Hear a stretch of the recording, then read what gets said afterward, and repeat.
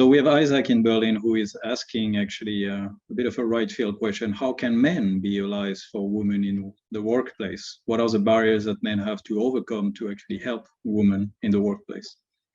Oh, well, this is a wonderful question, and thank you for asking that. And what I've realized about how women rise is because it sets forth these habits that can undermine women especially, many of which men aren't particularly aware of. Like, you know, Marshall said, I never even thought of this, putting your job before your career. I've been watching it close up for 35 years. Understanding what some of these things are that can get in women's ways gives you a way to be very effective and very concrete in the allyship that you can develop or offer. For example, you see a woman who seems to have the habit of, when she is in a meeting and gets acknowledged for something she's doing, always says, you know, oh, it was my team that did it. My team that did it. You know, can never use the word I. She's been inhibited from using the word I or ever talking about what her achievements are. And you can say to her, you know, I noticed that you seem to be reluctant to take credit for some of the, you know, achievements that you've made in this job, some of the contributions you've made.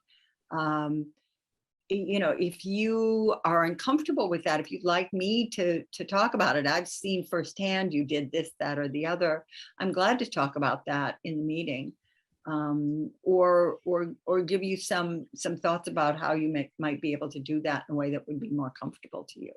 So there are lots of ways in recognizing things like putting your job before your career, putting you know, things like expecting others to spontaneously notice, overvaluing expertise. Lots of the habits in the book, you know, men may see in the women that they're working with. The book, from what I've heard from the responses I've gotten, helps those men to understand, first of all, what it is going on. You know, why won't she talk about what she's done? Why does she always have to say, oh, my team did this, my team did that? Yes, your team did that, but you're part of your team. So it's, you know, it gives some concrete help and effect to understand what's going on.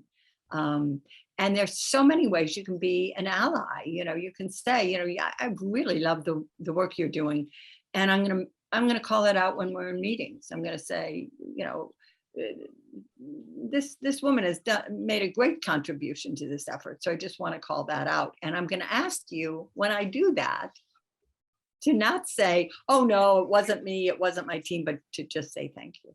You know, you can ask them to do that so that they're not brushing it off. And then that has a possibility of getting them more comfortable.